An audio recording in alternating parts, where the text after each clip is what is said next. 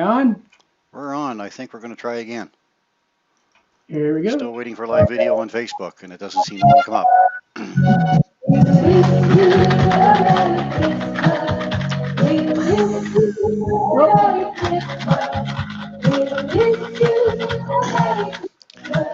And it looks like we're live. Here we go. Awesome. Good shaking, Paul. A little shaker, like. Good little shaker.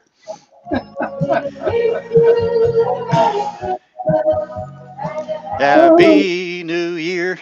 All There right. you go. Well, we're live on YouTube at the moment, and I think we're going to have to post to Facebook to tell them that we're not live on Facebook for some reason. Here we go again.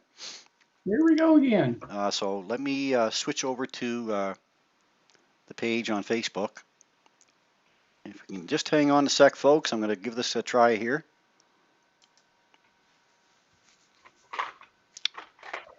And for some reason, we're not live on Facebook. I got to leave the folks a note there that we're having trouble.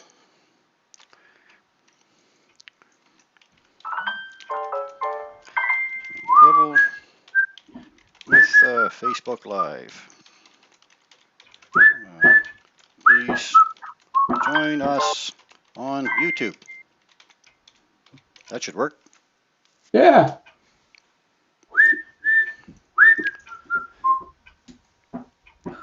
Alrighty, we're on YouTube anyway, so we've got some people here. Evening. Hi all. Hello. And we're going to hope that the people from Facebook drop over to see us as well. Some reason the live feed doesn't want to feed out to Facebook again this week. So this has happened twice before, or once before, the second time. But we'll get through our episode here on YouTube. So hopefully we can get people to come over and swing over and join us where everybody can find us, right? Yeah. Absolutely. So, good evening, everybody, and welcome back to our Sunday night offering of Astronomy Outreach, the Sunday Night Astronomy Show. And first of all, I'd like to welcome back Royal Astronomical Society of Canada NB chapter member, Mr. Paul Owen from the Moon Shadow Observatory in Hampton, NB.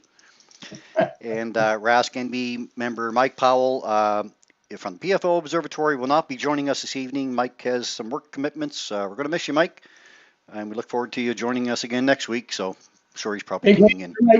He's probably tuning in anyway, yeah. Big hands, Mike, big hands. Can't comment on YouTube, Mike says.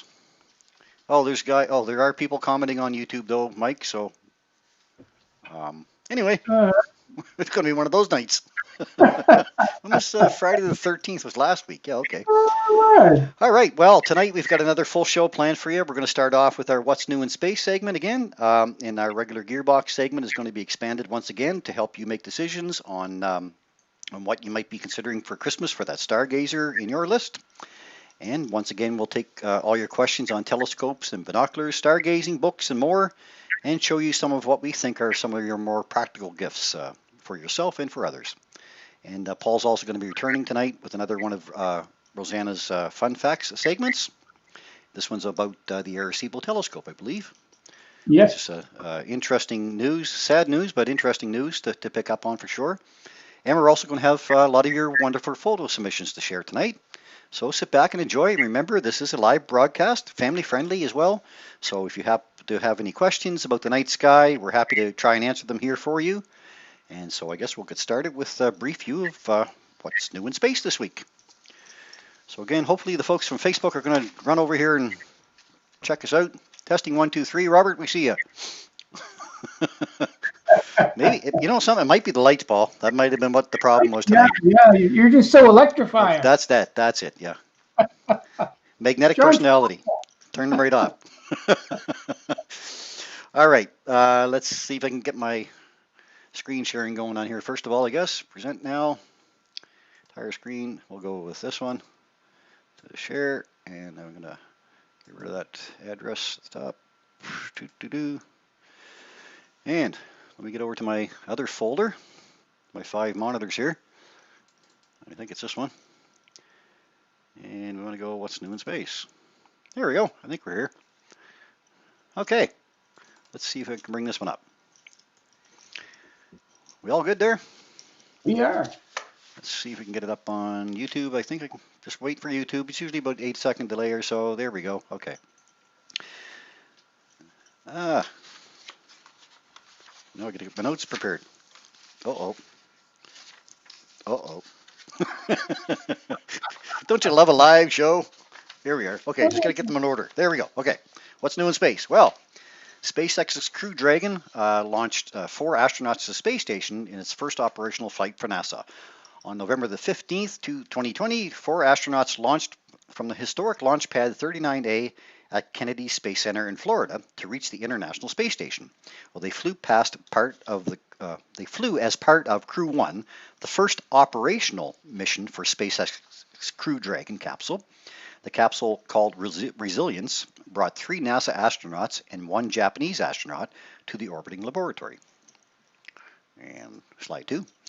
Going into the launch, the only concern was the weather. Rough seas at the recovery zone prevented the Dragon from getting off the ground on its original launch date of Saturday. Teams decided to delay the flight 24 hours in hopes that the drone ship, Just Read the Instructions, quote, Just Read the Instructions, that's the name of it, would arrive at the recovery zone in time for the launch. Now, the gumdrop shaped capsule's flight was one for the history books. It marked several firsts, including the first long-duration crew mission to blast off from the Space Coast, as well as the first operational commercial crew mission to launch as part of NASA's Commercial Crew Program. With the launch of a different Crew Dragon capsule in May, Yep, there should be one more in there. We're going past it. No, we are going past it. Oh, well, let's go back. Here we go. Let's take on that one. With the launch of a different Crew Dragon capsule in May, known as the Demo 2 mission, NASA and SpaceX helped usher in a new era in spaceflight, one led by commercial companies. Now look at the seats. Isn't that awesome? I know. Aren't they comfortable looking? Like comfortable looking. They got the screen pops down in front of them. They got popcorn beside them. They got a movies playing. Like they're all set. I'm not real sure about the rubber boots though. For the space suits are pretty cool. I gotta admit, like they're more like a suit, but the rubber boot parts, just I don't know. Looks like they're going clam digging, but oh well. Who am I to say? Well, you can go for the lobster claw up there. There you go. Oh, so Alan says Facebook is having problems. Thanks, Alan. I guess maybe it isn't me. Okay, because I know they did go down last week there too. Well, that's a good thing, because I know I had everything else set up properly. Anyway, let's continue on. The next story is about this thing called the Blue Ring Nebula. Isn't that cool? It is very cool. Scientists have discovered a rare object called the Blue Ring Nebula. It's a ring of hydrogen gas with a star at its center. Now, the properties of this system suggest it is a remnant of 2 stars meeting their ultimate demise, an inward orbital dance that resulted in 2 stars merging. The result offers a new window into the fate of many tightly orbiting binary systems. In 2004, scientists with NASA's Galaxy Evolution Explorer spotted an object unlike any they had seen in the Milky Way, a large, faint blob of gas that seemed to have a star at its center. In the ultraviolet wavelengths used by the satellite, the blob appeared blue, though it doesn't actually emit light visible to the human eye. And careful observations identified 2 thick rings within it, so the team nicknamed it the Blue Ring Nebula. Over the next 16 years, they studied it with multiple Earth and space-based telescopes, but the more they learned about it, the more mysterious it seemed. A team of scientists at Princeton University combined ground-based observations with detailed theoretical modeling to investigate the object's properties. The paper describing their findings appears in the November 19, 2020 issue of Nature. The Blue Ring Nebula consists of 2 hollow core, cone-shaped clouds of debris moving in opposite directions away from the central star. Now, the base of one cone is traveling almost directly toward Earth. As a result, astronomers looking at the nebula see 2 circles that partially overlap. Here's a little bit of a video. Now, most stars in the Milky Way are binary systems, pairs of stars orbiting each other. If they are close enough together, such systems can meet their demise in a stellar merging event. Now, as stars evolve, they expand, and if they are close enough together, one of the stars can engulf its orbiting companion, causing the companion to spiral inward until the 2 stars collide. As the companion loses its orbital energy, it can eject material away at very high speeds. Although the relics of a few such binary merging events have been observed before, all such objects have been enshrouded by opaque dust and clouds, obstructing the view of the property of the central star remnant. Now, the Blue Ring Nebula is the only object allowing an unobstructed view of the central stellar remnant, offering a clear view into its properties and yielding clues about the merging process. Of course, there was another big news story this week, all about the demise of the famous Arecibo telescope, but Paul will be talking about that in his Rosanna's Fun Fact segment tonight.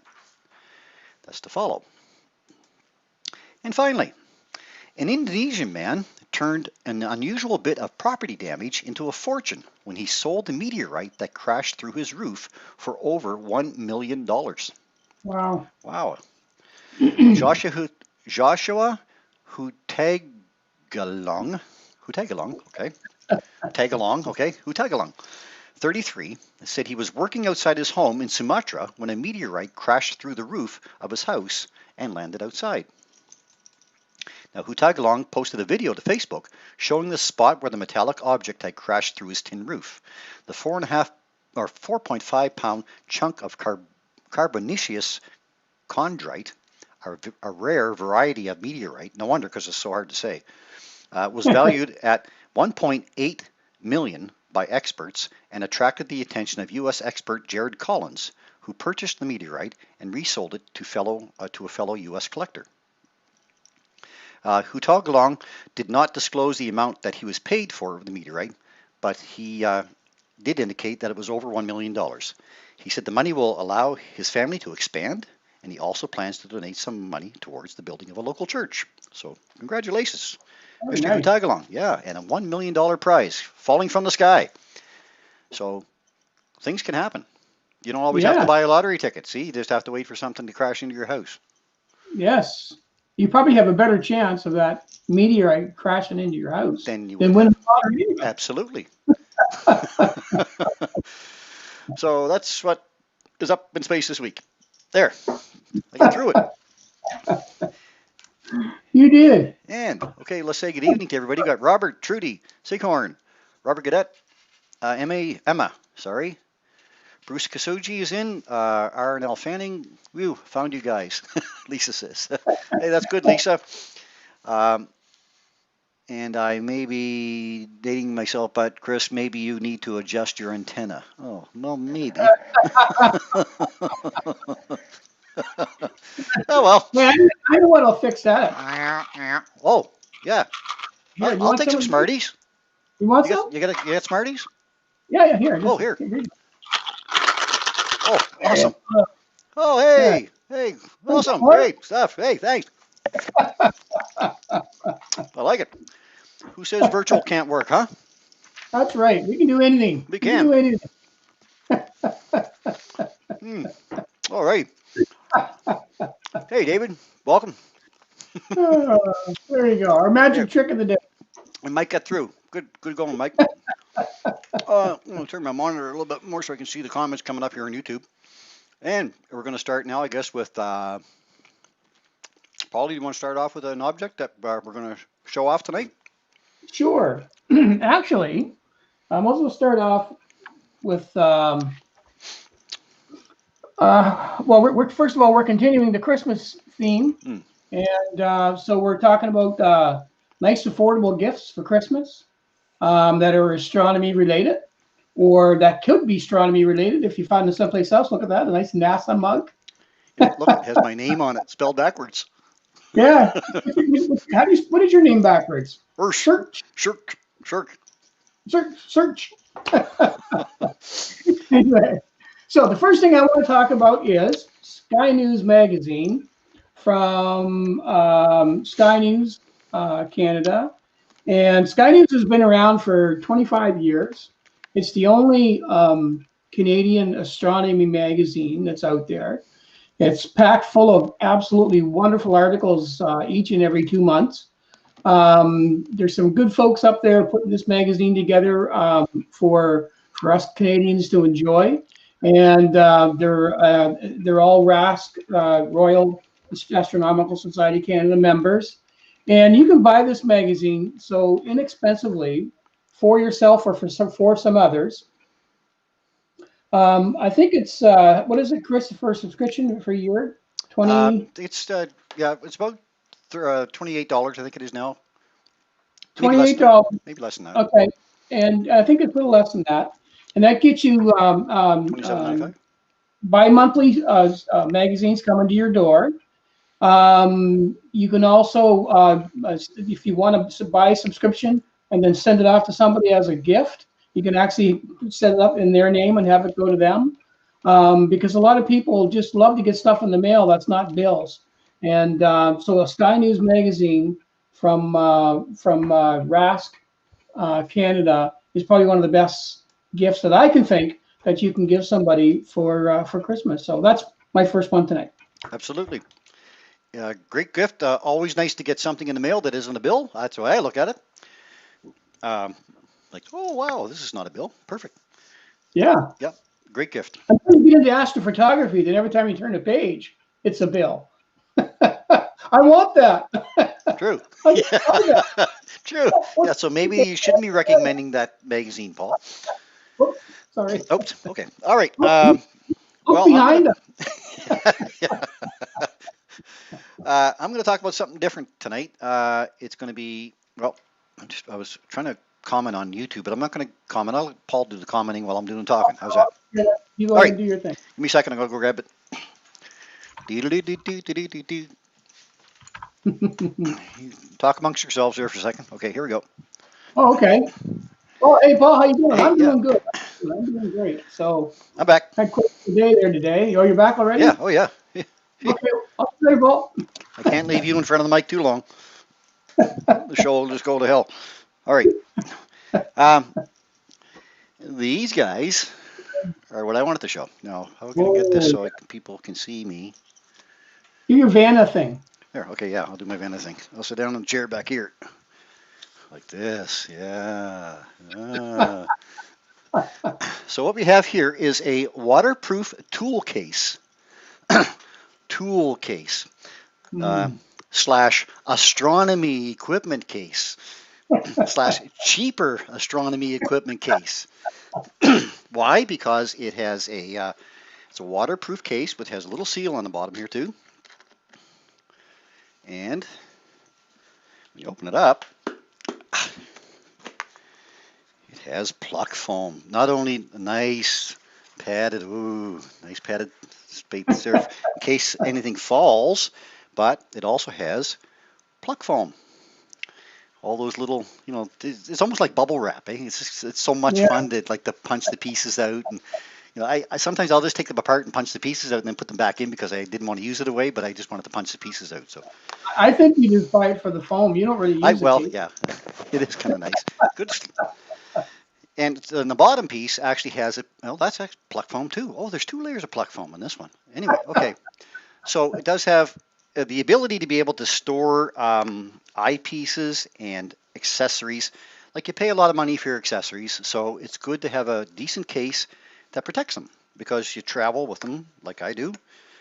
At least you're going to step outside with them. So that's one size. That's the 12. I think that's a 12 by 8 size. At Princess Auto, these are. This is the thing about them. So that's the 12 by 8 size. Really nice, tight locks on them. This one is a 16 by 16, I believe, or 16 by 14. Well, let's have a look at it. What's it say? 16 and a half by 12. So the next size up, so if you've got a little refractor scope, or you've got a solar scope, or you've got a couple of planetary cameras maybe, or something along that line. And again, the same thing, nice padded part that pops out, and you can hide your instructions or whatever in here, sheets, moon maps, whatever kind of thing. Again, 2 layers of pluck foam in them. They're very high impact resistant, very lightweight cases. And you can go even farther to the 16 by 22 inch case, which I'm trying to peel the labels off. So you got to find a way to peel the labels off a little easier than this, but there is a way. But again, 2 snaps on the sides, and 2 in the front, and we end up with a nice case like that again. So there, that's for a larger scope or for 2-inch eyepieces. Go ahead. Who manufactures them, Chris? They're made by, I think it's actually the Princess Auto line Power Fist, I think it's called. Okay. So a second, I'll take a look here at the label. Yeah, someone was asking. Yep. So they're made by Power Fist. Camera's up here. Yep. That's them there. Okay, yep, we see it. So this week, this size here was on for $39.99, the 12 by 16, and they're regularly $99.99. That's a really good price. Yeah, and these ones are regularly $39.99, and they were on for $19.99. Wow. So I'm not trying to shoot down astronomy store telescope cases, but if you want to sink your money into a telescope case that's protective and does just as well as a lot of the telescope store cases that you can buy, or the brand name ones, these are ideal. And you can save your money for other things, like things that you really want to spend your money on, like eyepieces or cameras or whatever. But yeah, they do very well, and actually you can buy as well at Canadian Tire. They have the pluck foam. It's in, I believe it's 18 by 18 sheets. So if you end up taking your pluck foam out and you've adapted it for a solar camera or a solar scope, and all of a sudden you want to use just a refractor, you can replace that piece. Yeah, Emil was saying you can get them at Canadian Tire. You just got to cut them. Yeah, the Canadian Tire pluck foam. Yeah. Yeah. They do come in plastic packages. Yeah. No. Yeah. I've seen these cases even at Canadian Tire, and they're certainly not the price that they have at Princess Auto. Well, they're quite a bit more expensive. Usually what happens is I'll go into Princess Auto, or one of us will go into Princess Auto, and we'll send the other two or the other bunch of us a picture of them being on sale. Because we get so many of them. I've got at least 6 of these ones. And they're great. Even that size there is great for your 1.25 inch. So I have my 1.25 inch eyepieces and my diagonal on my refractor scope. So just a light little carry, away you go. Great for planetary cameras, great for filters. There's all kinds of purposes for them, but they are a really nice case, really lightweight, weatherproof, waterproof, and they'll take a beating. They really will. And 1/3 or less of the price of a official Celestron or Meade or whatever scope case. So keep an eye out for those. That's what I would suggest. Yeah. Eric mentions too that WD-40 on the stickers. What's that? And it will be blue. Did you spray WD-40? Oh, WD-40. Oh, awesome. Because in one of your cases, your stickers are half peeled off. Yeah. And so if you don't want frustrating. You can use WD-40 according to Eric. Awesome. And it'll clean up quite nicely. Yeah. Thanks very much, Eric. Appreciate that, because it's awful irritating to try to pick it off. Yeah, it is. That's what you do on a holiday, I guess, or a day off. But, yeah, so that's what I would suggest. These ones say they have 3 foam paddings inside them, and they're all about I don't know, 1.5 inches or so thick. But yeah, well worth the purchase, and keep an eye on them. They do go on sale quite often. So watch the Princess Auto flyers, the weekly flyers that they have out, and usually one of the 3 sizes that I showed you is on sale one of the weeks. So that's what I would say for my first offering. Keep in mind too that we've got a lot of different things from whether it be Canadian Tire or Princess Auto, scope covers that were just like where you can buy these really nice camper tire covers that actually work extremely well for telescopes, and they're like $16, $17 as opposed to $90 or $100. Yeah. We bought some of those wraparound red LED lights for the tripod bases when we're doing outreach. You know, again, that was a Princess Auto thing for I think $4 a piece or something like that. Yep. So there's all kinds of stuff in there that Mike Guyver was kind of thinking like that. Yeah. You go into a place, think astronomy. Yeah. Doesn't matter what store you're going in, even if it's a coffee shop, think astronomy, because even like the little buttercups that. Like he goes into restaurants to get the buttercups, and when you go into a restaurant and you get food and you get an extra butter. Well, Mike takes the butters and takes them with him, and he just clears out the butter and uses them for eyepiece caps because they're exactly the right size, or 1.25 inches, so they'll fit in an 1.25 inch fitting easily. So he can, he's always looking for stuff that can suit for astronomy for sure. And then do a little tartar sauce. Yeah. Try to make sure the tartar sauce is out of it before you use it as your eyepiece cleaner. Anyway, that's my topic. So from here, maybe what we'll do is we'll go into our, if Paul is ready, we might swing into our Rosanna's fun facts. Let's have a look at other comments we got there. Anything else, Paul? You're keeping up on everybody, I guess, eh? So go ahead there. Or you want me? To, I just kind of just a second. I'll bring it back up. Nope, I put the wrong one down. There we go. Let me see now. I think we're caught up. Yeah, heat gun will do a good job. Davidson says. Mike says I'm a plucky fellow. Okay, thanks, Mike. Mike's always here. Even when he's not here, he's here. Yeah, I think he's from Kentucky. Wow. Okay, we're hitting a new low now. Recommend that you leave 2 units of pluck foam between the cavities. Otherwise, it's too unstable. Absolutely, Emil. Agreed. The Canadian Tire cases are superior, but they're way too expensive. Better to buy them on sale. Yeah. And I never see the Canadian Tire ones on sale for the price that we're paying for Princess Auto ones. They're on for sale. Yeah, they're not. They never go on that much, I don't think. Yeah. Okay, well, let's see if I can. Whoops, things going here. Well, we're getting ready for this week's. Maybe not. We'll see. This week's Rosanna's Fun Fact. Awesome. Good job, Paul. Hey, Rosanna. Good to see you again this week. There's our gal, Rosanna, sends us all those wonderful fun facts that we really enjoy. We do. And absolutely enjoy bringing them to you. So this week, Rosanna sends us a little bit of sad news from the world of astronomy. And so let's get started with that and see if I can do this right. So what you're looking at there is the, and I can see if I can say that right, but I think it's called the Arecibo telescope. And the Arecibo telescope is first of all, it was born in 1963. So this thing's been kicking around for 57 years. And really what it is, it's a scope that's among the world's largest single dish radio telescope. That's a reflective dish that is 1,000 feet in diameter.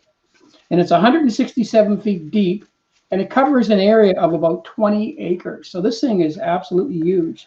So what happened is back in August this year, they had a couple of different things happen to the scope this year. But back in August, the first thing that happened was they had one of the cables cut down through about 100-foot gash right through the reflector. So they figured out, what are we going to do? What can we do with this thing? We need to get it fixed and up and going. Another mishap had happened not that long ago after that. And it's to the point that it was just too old to resurrect. But also something I didn't know, but this telescope also endured Hurricane Maria in 2017 when it went through that. And even through that, the telescope continued to contribute to significant science breakthroughs in space research, which is unbelievable. So anyway, so sadly it was announced that this week the huge telescope, Arecibo, located in Puerto Rico jungle. And by the way, the name Arecibo is the name of a town or a city in Puerto Rico, and that's where they got the name of that telescope. So it was located in Puerto Rico. This particular scope is located in the Puerto Rican jungle. It will be decommissioned and has suffered 2 accidents. 2 major cables have broken, resulting in the damage that just can't be fixed.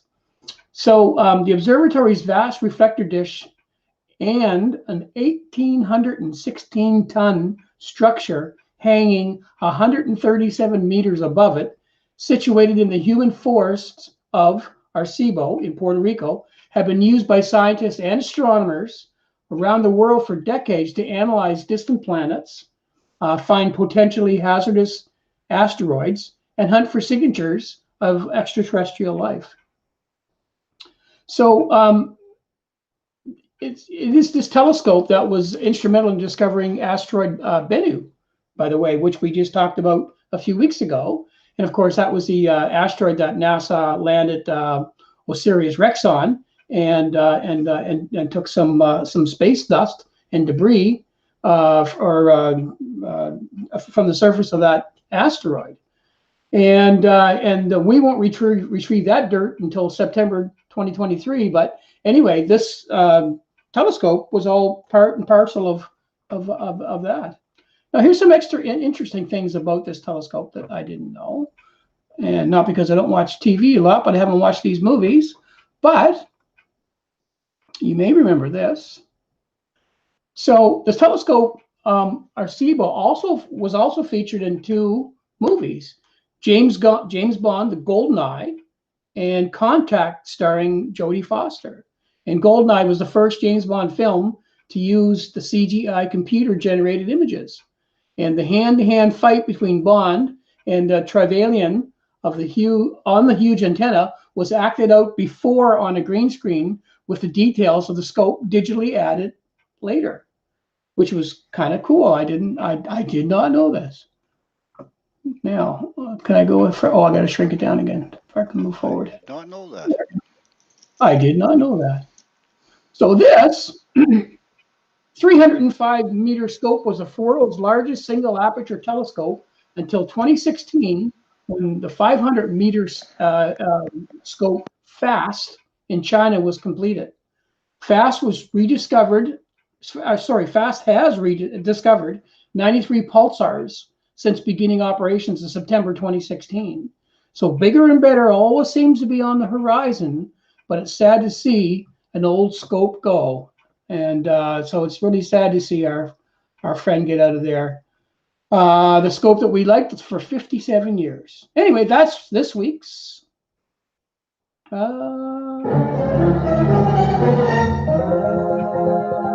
Rosanna's Fun Fact. Thank you so much, Rosanna. There we go. And we're back. No sound. How's that? There you go. Hey! I see, when you're talking, I try to mute my mic so I don't cough or laugh or anything like that in the background. So snort, all that kind of stuff.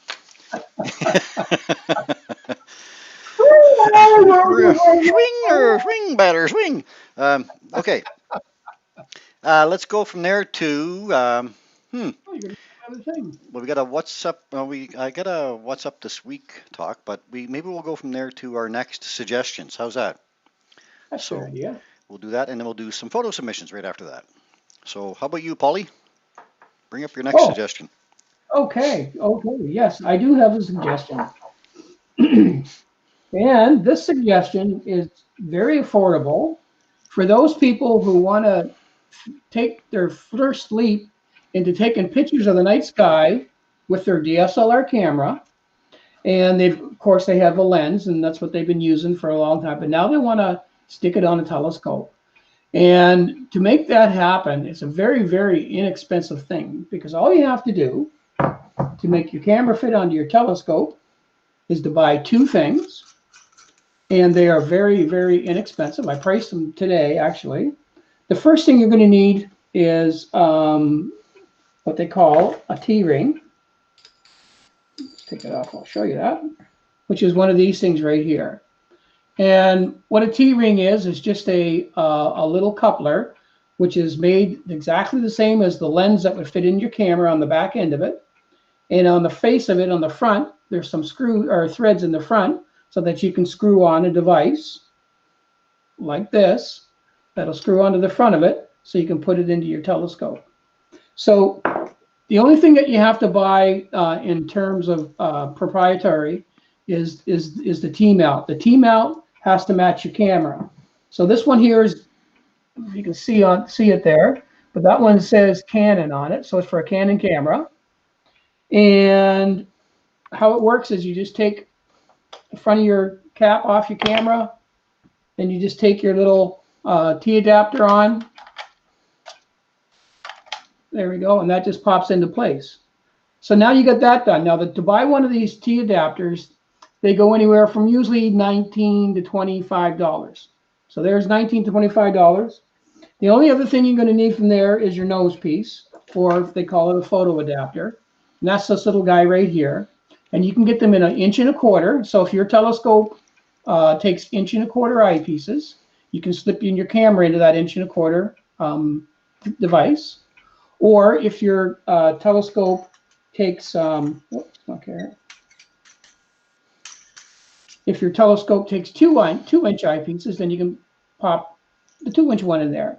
So you can get either the 1.25 inch, which is probably what most people will start with, or the 2-inch. So it doesn't matter, whatever your telescope will take. Once you've got those two things put together, and they're interchangeable. So if I want to put this little 1.25 inch on here instead of the 2-inch, that just, whoops, there we go. That just screws on the front. And then you're all set to pop in your camera into your telescope, and you can use your DSLR for if you're depending on your mount, but you can get some awesome shots of the moon through your telescope. Anything that looks good through your telescope, you can capture on your DSLR. So that's what these are. So one's called the photo adapter, and that's these, the silver part, and they go for usually for a 2-inch one right around $40. For the 1.25 inch one, they're usually about $20, and then about $20 for your 20 to 25 for your T adapter. So for between $40 and $60, depending if it's 1.25 inch or 2, it's a great Christmas add-on to somebody who's already got a DSLR and they have a telescope and they want to be able to put the two together. That's a really, really nice thing, and you can get them at any astronomy shop online. And they're shipping stuff so fast now, you can have it in a day or two. So True. Yeah. Yeah. Excellent. Good stuff, Paul. No, that's a great gift. Whoever wants to get started in DSLR photography with a scope, that's the way to get going. That's the way to go. It's the way to go. All right. What we'll do, I'll bring up another one of mine, and then we'll go with photo submissions right after that. All right. We might even have time. We're only 20 to 9, Paul, so we might have time for even another one. And then I've got a little bit of a talk about what's coming up in space, because someone had mentioned Comet Erasmus to me, and I want to bring up where that is and what's going on with that at the moment. So my next one would probably be this guy, which is the Celestron zoom eyepiece. Celestron. And it's had a little bit of use, as you can see, but it's an 8 to 24 millimeter eyepiece, and all you need to do is turn the dial. This one doesn't click. There are models out there that actually click to tell you when they are at that exact millimeter size. The broader ones are usually the ones that click lock, but this one has worked very well for me. I've had this since 2013, I guess. Wow. Didn't realize I had it that long until I looked it up on Amazon when I found it. And at that time, it was half the price of what it is today, of course. But that's because astronomy gear is getting more expensive because more people are getting into the hobby right now. I think a lot of it is to do with COVID. There are a lot of people at home right now looking for hobbies. They're looking up at the night sky. We're seeing a lot more activity on my Facebook page, YouTube channel, stuff like that. There are a lot of people tuning into live feeds a lot more often, and it's just because people are at home and they're looking for some way to share the night sky or do something else to enjoy. So manufacturers, of course, know that. So do the suppliers. So they're upping the price on some of these products. And also, COVID is leading to the fact that a lot of the factories aren't running at full capacity right now because conditions are happening that warehouse or factories are going. They're not producing as many products, so the demand is up. So the product price goes up. So I think when I bought this one, it was around $74.95. I think today on Amazon it's running around $140, which is pretty lean for a zoom eyepiece, but it is several eyepieces in one. So you can really go out for an evening if you wanted to and use one eyepiece. When we start at 24 millimeter, if your scope was say 400 millimeter at 24 millimeter, roughly 20 times magnification. When you go down to 8 millimeter, you'd be at 30 times magnification, I guess. So that's the difference. But the nice thing about it is I find for solar viewing, I use it a lot, even on my solar scope, because I can dial into some detail. If I see some detail, I can look at the whole sun, for instance, this way with 24 millimeter on a small a small Lunt 35 millimeter solar scope that I have that it shows me prominences, and it's H alpha, so it shows me solar prominences, things around the edge of the sun, and activity on the sun as well.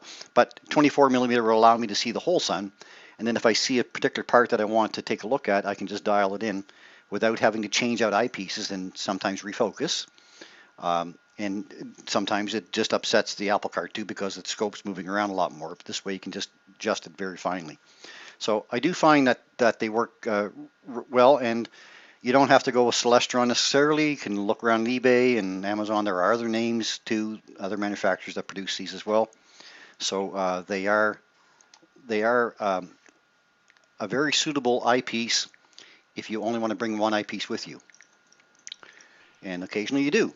When I'm taking my little tabletop Dob outside, this little guy back here that we talked about a couple of weeks ago, or last week maybe, that one and that eyepiece, and I can be out in 5 minutes, take a quick look. It's at the moon, zoom in on it, feature some more craters and stuff, and then pop it back out and weigh them back inside again. So it's great for that type of thing too. Comes in a nice little protective case, which I do have eyepiece caps for, but nice and easy, tuck in your pocket. So I do like these. I would suggest those for somebody starting out in the hobby, or even anybody who's intermediate and uses a case full of eyepieces. If you're looking for something really quick and easy, they work out pretty good. Mike says, pop the rubber off the eyepiece, and there is a T-thread for Paul's adapter, which is true. Yeah. That is true. Yeah. So they do have a T-thread. Let's see if I can pass. Here, you pass me the T. I'll put it up there, Paul, and you see if you can put it on. There, look at that. Good stuff. Didn't work as well as the Smarties, but which, I mean, I would take some more Smarties if you got some. You need more Smarties? Oh, yeah. You sure? Okay. Yep, there you go. There you go. Oh, perfect. Hey, awesome. Hey, yeah. Good color. I like this show. Me too. Virtual works for me. No, I love Smarties. Anyway, yeah, so Mike, good point, Mike. Thanks for joining in and offering that information, as he knew he would. So they are available on Amazon, eBay, most of the telescope stores that you're going to see across Canada. And when you go to Astro Buy Sell, look at the top of the page, click on any one of those links, they should have something similar. And also watch for used ones, because astrobuysell.com does carry a lot of used eyepiece. So you can just type Zoom on their search bar and it'll pop up if they have any for sale. So that's what I would suggest for another great gift for. Doesn't look like much, but it is well used, this one, and well featured. We're smart. We're smart. We're smart. Right. Oh, Renat said you're supposed to catch them with your mouth across the divide. We'll work on that, Renat. Yeah, we'll do that. We'll practice that for next week. It won't be his fault. It'll be mine, because I got to aim really good. Yeah. Because I got to throw that Smartie some, It's a I don't know, long way. about 38 kilometers. So it's a long way to go. You can throw a Smartie for 38 kilometers. You're on the wrong team. All right. So that was mine. And what else do we have to talk about? Pictures. Oh, pictures. Yeah, right. Let's go to some photos. Yeah. So I'll bring up, let's present. Let me find my mouse here on the 5 monitors. There it is. Okay, present now. Entire screen on this guy again. Share. And I think I gave you Smarties. I'm out. sorry. No, not really, but whatever. Okay, let's go with some photos that we have sent in to the page. To our address, Sunday Night Astronomy Show at gmail.com. And let me find my notes here. Boy, I'm in a mess tonight. Where did I put my notes? See, Facebook not being online has got me all mixed up tonight. I know they're here. Hey, they're here. I think these are the ones. Yeah, these will do. Okay, let me see what I got. So we got this one from Brenda Baird, who said she sent in a few pics of our beautiful moon tonight from Wasis NB. So that was from last night. Moon at first quarter. Very nice. Very nice, huh? Mm. And there's another one. I like that shot. That's kind of cool. Yeah. It's a bit out of focus there, Brenda, but we'll take it. No, just kidding. It's supposed to be. And also, what's that? No, it's nice. I like it. Yeah, it is. And she sent in this one here from November the 17th. Oh, nice crescent. Beautiful. Actually, that one from the 16th, and then she sent this one in from the 17th. So she caught the moon as it was moving through its phases, which is kind of neat. Oh, very nice. Yeah, so she's caught 3 days of clear sky. Unbelievable. Unbelievable. Well done. Thanks, Brenda. Yeah, that's beautiful. David Smard sent me a couple. Where's he at? I think he's right up here. There's David's picture. I like that. Picture was taken last week and Monday night after work. This was done with my phone. Cool. Like that. Nice. Yeah. Where's he at? I think it was just about to fall over, David. I'm not sure exactly where he is. I have to follow up with that. And there's another one from David. Awesome. Oh, Mars and where's it? Jupiter? Moon and Jupiter, I believe. Or it might have been Mars. Moon and Mars. That phase. No, it wouldn't be there yet, would it? Must be Moon and Jupiter. I think so. Yeah. Yeah, Moon and Jupiter, because at that crescent it wouldn't be. It's a good picture either way. Still a nice picture, absolutely. This one from Deanna King. November 13th at 7 a.m. Keswick at the end of my driveway, just on my cell phone. So pretty cool shot for a cell phone. Yeah, it really is. Nice earth shine sitting there. Mm-hmm. As well. Well done, Deanna. Lisa. I believe Lisa's on the call here on the YouTube channel here tonight. Lisa, did someone say decorate the tree? She said, left to right, the moon, Saturn, and Jupiter. Wasn't that cool? Oh, nice framing. Yeah, perfect ornaments for a tree. If that's I like the way the moon is it looks like it's just sitting on the tip of a branch. Yeah, awesome. Really nice. And Lisa's from New Jersey, so thanks for that. Yeah, right. Very nice. Stefan Picard was out last night. Oh, no, this is yours, Paul. I'm sorry. Where's Stefan's? He's in here somewhere. There he is. Stefan Picard was out with his scope last night. I think he said he got a new one, so he's taking this and he had some videos up there as well. So getting some features. Yeah. Nice. The way these shadows cast as we follow along the Terminator line there that separates day and night on the moon. We can see these long shadows being cast down into the valleys of the craters. And we can start to see some 3D effect there, right? So you can start to get a feeling for how deep some of these craters are. And a really active area in this area. There's the three I call the snowman right there. Katerina, and the other two. Katerina and the other Alphonsus. Alphonsus, Katerina, and there's, I forget what the third one is, but anyway. Lots of detail. David says the picture that he had was northeast of New Brunswick. Cecil. Cecil, yeah. And that was a picture of the moon and Venus. Awesome. Thanks, Dave. Yeah.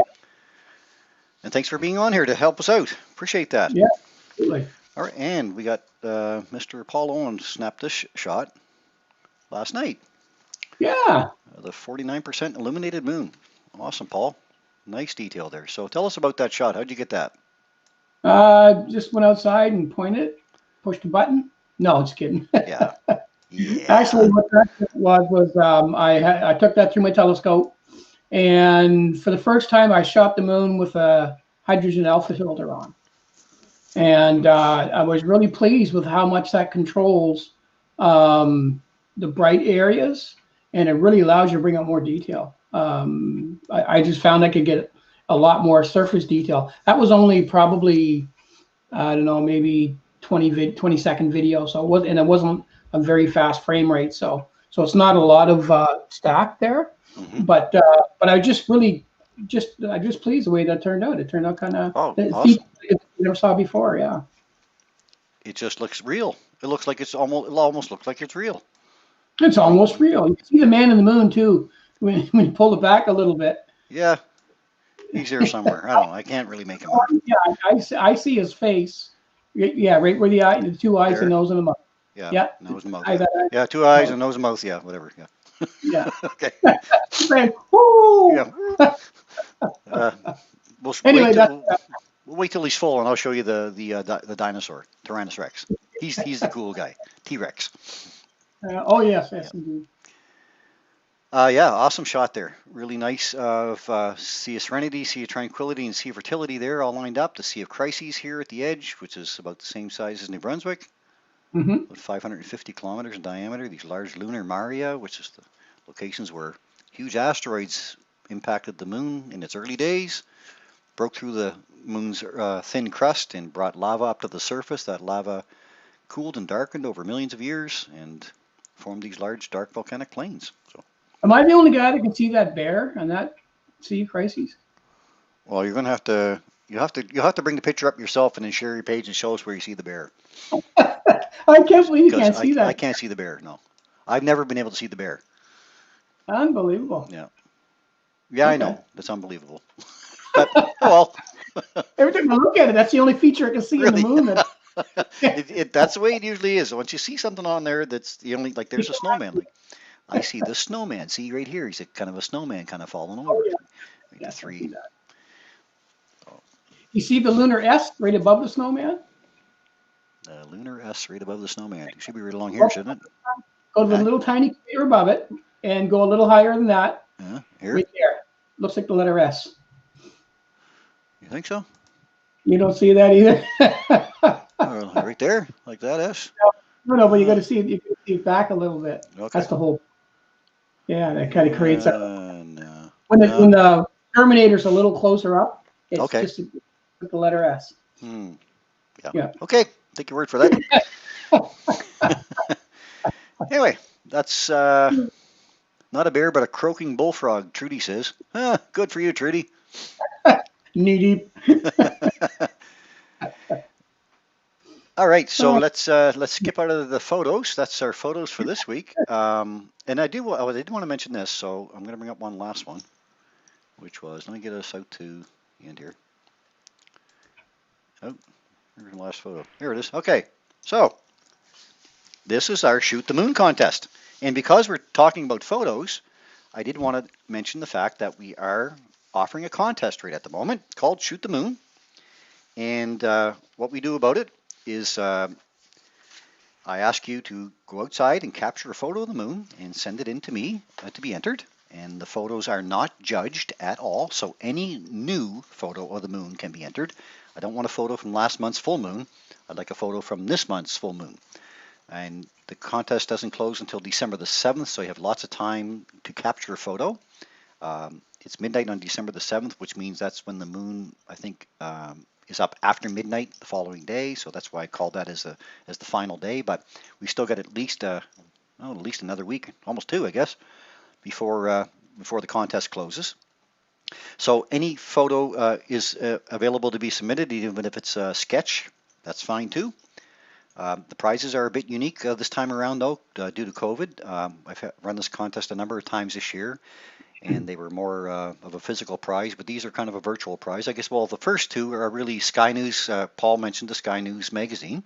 So I'm offering 2 one-year subscriptions to Sky News magazine, and that'll be 6 issues of Sky News. They're issued bi-monthly, so that'll be 6 issues coming to your door or to a friend's door if that's what you'd like to do. If you'd like to gift it to somebody for Christmas, then that's quite all right too. They can go anywhere in Canada, I believe the U.S. as well, so they'll ship to either one. So that's always nice, again, to get in the mail instead of a bill kind of thing, kind of a nice surprise. But the third prize is really the one that we're really kind of excited about, is the virtual stargazing evening. So that's the main prize this year. So you and 2 others of your choosing will be sent a private link to join Mike and Paul and I on a Google Meets session, which is similar to a Zoom call, and to enjoy some live views of the deep sky treasures over a 90-minute session. So since this prize is virtual, you can actually invite a friend or family member from across the country or around the globe if you want. The only requirements really are that they have an adequate internet connection and that they're able to communicate in English, because that's what we do. Or if you wanted to interpret for them, that's fine too. So if you have a friend on the other side of the country and you're missing them because of COVID, or a family member, or even a whole family, like, we can send that link out to a complete family if you like, as long as it's just one link that goes out. So it'll be you and 2 others of your choosing. Mike, Paul, and I will provide you with a list of suitable targets, and you can choose any 5 of them for us to offer to you. We'll have to go with what's available in our northern hemisphere at that time of year, of course. You can also use the time to ask questions if you like about what we're viewing and telescopes or anything related to astronomy. And again, it'll all depend on the weather conditions. So we'll pick a date and between us, and we'll pick probably an alternate date due to weather. But we're really looking forward to sharing this time with the winner for sure. This is going to be something new to us, and it's a great. We've done this before on our Sunday night show, and we've offered it before, I guess, on Facebook as well. So again, the contest closes at midnight on December the 7th, so get those entries in. And if you're not on Facebook, you can also send your entry to the email address, which is sundaynightastronomyshow@gmail.com. So if anybody's following us from Instagram or from some other source, and you want to send your photo in, you can send it into that. Again, sundaynightastronomyshow@gmail.com. And I'll pick them all up from there. The day before the contest closes, I'll put the photos up to share them with everyone. I'll probably share them on our show just before here as well. And Mike says you'll even get virtual Smarties. Absolutely, Mike. So it should be a really good offering that night. I'm really looking forward to what we can offer, and I'm hoping that you're excited about it as well. So we all are hoping that. So that's what's coming up.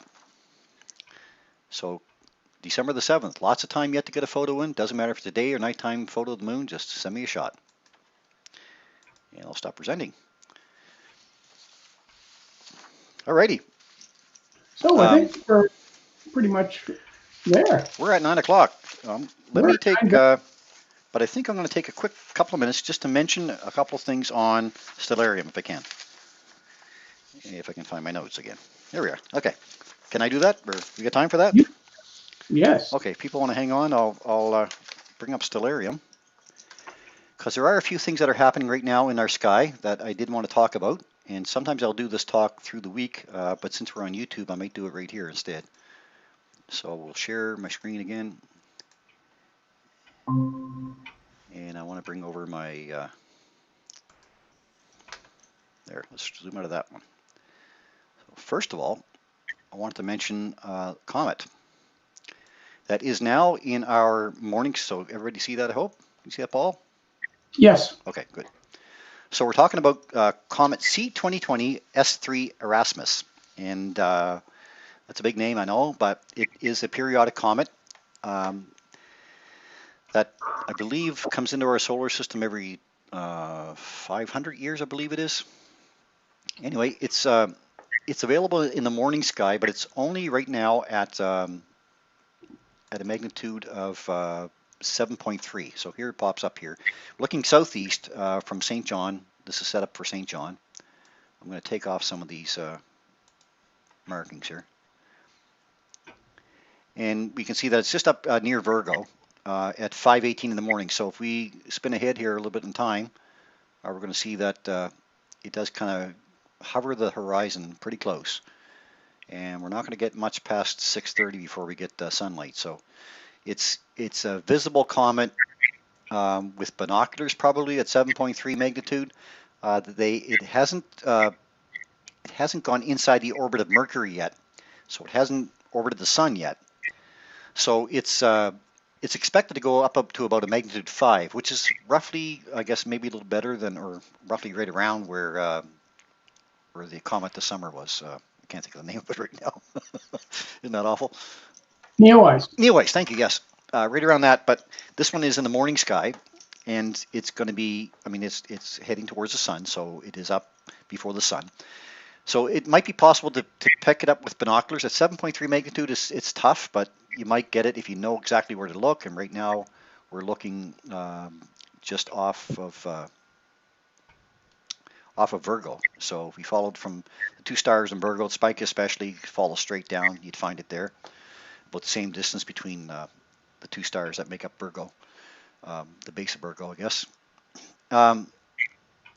Peak in that area over the next number of days, it is going to move a fair amount, but getting closer and closer to the horizon as it does. So they are expecting it to be around 5. I don't believe it's made its orbit around the sun yet, so when it does, it's going to. But apparently, right now, it has a nice long tail. That's what I've seen. A couple of photos I've seen have shown that as well. So it might be something to take an interest in. Bring up Stellarium if you can. And if you enter the comet name, it should pop up for you if you put everything in your configuration window. So I'm just going to show you how to do that really quick. Here's the configuration window. In configuration, I go over to plugins. Under plugins, I go down to Solar System Editor. Once I've selected Solar System Editor, I go configure. I want to make sure that it's checked off loaded startup. So when Stellarium starts up, it'll bring up this window. It'll bring up the comets. I go to configure. When I go into configure, I can choose 3 things. I choose solar system, and then down there I'll say import elements in MPC format. From there, it's going to ask me to select either asteroids or comets. I will select comets. It'll ask me for a bookmark or a URL. I do a drop down. I choose MPC's list of observable comets. You can go back and review this afterwards. And then from here, I choose get orbital elements. There's all of the comets that it finds right now in our sky. And it would be listed in there if I went down through the list. I just go to add objects. It's going to update all the objects. It'll take a second or two.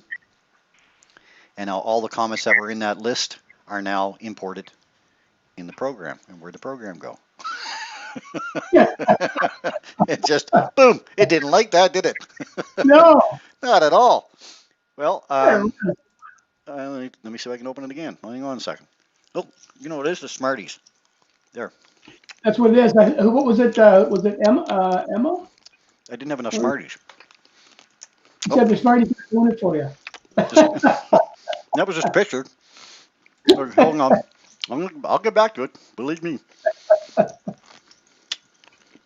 Okay, it's going to boot up here on the wrong screen, but just bear with me for a second. Come on. There it is. We're back. Hey. Okay. So what I wanted to do was take a look at our sky on today's date or tomorrow's date. Today's the 22nd, so we'll say tomorrow at the morning sky. We're going to spin back this way to about 6. I said about 6:40 is what I was kind of looking at because we still have Mercury and Venus in our morning sky right now. So Venus is very bright, of course. It's magnitude 4, -4, or very bright. The brightest object that we'll see in our morning sky besides the sun and the moon.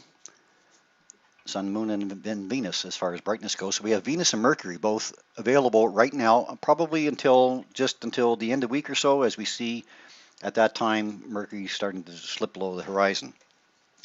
And Mercury is actually at superior conjunction on December the 19th, so that means it'll be behind the sun from our point of view on the 19th of December. So it's not going to be around much longer, just a few more days. We'll have Venus till about Christmas time, roughly, in our morning sky. And then it's going to be at superior conjunction, I think, in January, so it'll pop back up in our evening sky again later on. Now, in our evening sky, if I switch it back to evening, let's go to a little bit later in the evening. We're going to spin over this way. We're going to see that Jupiter and Saturn, well, first of all, we'll spin back there. Here we are. Let's get out of that. The ecliptic is on right now, but that ecliptic line, we can see that it's fairly high in our evening sky and low in our daytime sky now because the sun is getting lower in our daytime sky. If you don't believe me, we'll take a look at that in a second. There we can see Mars and Uranus right along the ecliptic, so that's the path that the sun and the moon and the planets tend to take across the sky. Mars is very bright still right now, still visible. I think Emil was offering it last night actually with some detail. So through a decent sized telescope, you can still get some detail from Mars, and it's still very bright. It stands out there pretty dominant in our southeastern sky, in our evening sky right now. Look at Saturn and Jupiter though. If we take a look at these two, you can see how much closer they're getting as they drift off into the southwest part of the sky. They're getting much, much closer, and they dominate the western sky right after sunset there. From our point of view, they are heading towards the Great Conjunction on the winter solstice, which is December the 21st. So if I try to click on one of them here and just bring on one of the oculars, we can see that there's Jupiter and Saturn through a set of 10 by 50 binoculars right now. So they're both appearing in the field of view of binoculars right now, which is quite nice. And they're going to only get closer as the days move on. As I bring the days through here, we can see how close they're going to get. Let's bring them up to the 21st, which is the big date. They're below the horizon at that point, so we have to actually move it ahead. So we're about sitting around 6 o'clock or so to get a view of them at all, because they're going to be very low and close to the horizon just after sunset. So here we are, say it's 6 o'clock on the 18th, 19th, 20th, 21st. There's how close they're going to be on the 21st, just through a pair of binoculars. So they're going to appear about as an oblong kind of a shape, but they're going to appear very close together with your naked eye, almost appear as one object. If we spin this through to something else here, bear with me, I'll find something. Okay, I had ocular 8. There's a 6mm colossal eyepiece. I'm trying to find the right telescope that I had set up here earlier. I think I was looking at a C8, 8-inch. There's an 8-inch f10 telescope, LX200 8-inch. So there's an 8-inch Meade telescope with a 14mm eyepiece, and there's what you'll get. So you get 4 moons. One's in here really close, Saturn, and a few of its moons, all in your eyepiece at the same time. Fantastic to be able to capture all of that in your eyepiece at once. So if there's an opportunity to go live, I'll be going live that night. But you want to be able to be, because it's so low on the horizon, let's zoom out of that. You can see how low it is here. That's still fairly, like, it's still not going to be at eye level, but the later you wait, the more contrast you're going to see, and the later you wait, you can see how quickly it drops below the horizon. So you want to be on top of a hill somewhere, looking down on the horizon southwest if you can on that particular date. Now that's the winter solstice, so that's an easy date to remember. That they're going to be that, and they're going to be closer to that date than they've been for a while. So because Jupiter takes 12 years to orbit the Sun and Saturn takes 30 years, every 20 years they appear to be in the same location in our sky from our point of view. So this happened back in 1980. This year's extra special, as the two gas giants will actually appear to within 0.1 of a degree. Now the Moon is a half of a degree wide, so they'll appear 1/5 of the diameter of the Moon apart. That's how close they're going to be, which is closer than they have appeared to us in almost 400 years. So that's the big thing about it. Both Jupiter and Saturn will continue to appear lower in our western sky as they head into superior conjunction in January. So they'll be behind the Sun in January. So that's the thing to keep an eye out for now as we move our way through this month, and as we continue through the days, you can see how quickly Jupiter's catching up to Saturn. That's the big show. That's the big event this year. The big event next year is going to be the partial eclipse on June the 10th of 2021. Partial solar eclipse. But this is the big one of the year right here. This only happens every 400 years. So that's what I wanted to say about that. So keep an eye out on those, and yeah, keep an eye out, and they're getting much closer together. Of course, the rest of our evening sky is all lit up by our other objects like Orion's rising now at 6:30, and we've got Taurus up before it with the beautiful Pleiades cluster. We've got Cassiopeia up here, so I'm not going to talk too much about that stuff, but I just wanted to focus mostly on this event right here because I can't really talk enough about that. I know that this is going to be one fantastic snowstorm that night, rainstorm, tornado, hurricane, late season hurricane, something like that. But you don't have to catch it that particular night either. We're going to see here that even on the 10th, you can see how close they are. So we've got a week or two, beforehand and a few days after. Just a few days after though, because they're going to be fairly low on the horizon when it's still fairly, still light out. So keep an eye out for those. That's the big event. So Venus and Mercury in the morning sky. That comet Erasmus, you might catch it with your naked eye, not with naked eye, with binoculars. You might see it naked eye as we move our way into the next week or so, but you've also got the sun to deal with as well, because it's going to sink a lot lower. And this conjunction, the great conjunction of Jupiter and Saturn, happening every 20 years, but this one every 400 years. So this is the one you don't want to miss, because I don't think I'm not going to be around to catch the next one to 400 for sure. So. Anyway, I guess that's going to be our show for tonight. So I'm going to stop presenting here. Paul, anything else you want to add before we sign out? Oh, no, that was it. All righty. Well, then, I guess in closing tonight, special thanks again for your continued support. We hope you enjoyed tonight's material, and we'll be continuing with the topic of what to purchase maybe next week again for Christmas. We still got some things we can mention for Christmas next week. Yeah, why not? And I got another hat to wear. So I mean, I bought another hat. So I should have put no. I'll save that for next week. That's a special one. And thanks again to Rosanna for her continued contributions to our show. We really appreciate it for sure. And remember, we do love getting your photos. So send them to SundayNightAstronomyShow@gmail.com, and we'll be happy to include them on our broadcast. We're also looking for suggestions for topics for future shows. So if you have anything you would like us to discuss on a future episode, please send your request to the same address, SundayNightAstronomyShow@gmail.com, and we'll do our best to make it happen for you. We also ask that if you enjoyed the content here tonight and you joined us from YouTube, please consider giving us a like and subscribing to our channel. And please let your family and friends know that we are here at the same time every Sunday night to help educate and entertain you on the night sky. So for now then, from an absent but still with us, Mike Powell, and from Paul Owen. Paul, big hands. Big hand. Stay safe, everyone out there. We wish you all clear skies. Be safe during COVID. 5,000 new cases today in Canada. Be safe. Get your mask on. Social distance. We all want to be here next year. We want to be here till when the vaccine comes around. So remember, folks, as we like to say, keep your scopes pointed up. Have a great week. Everyone, good night.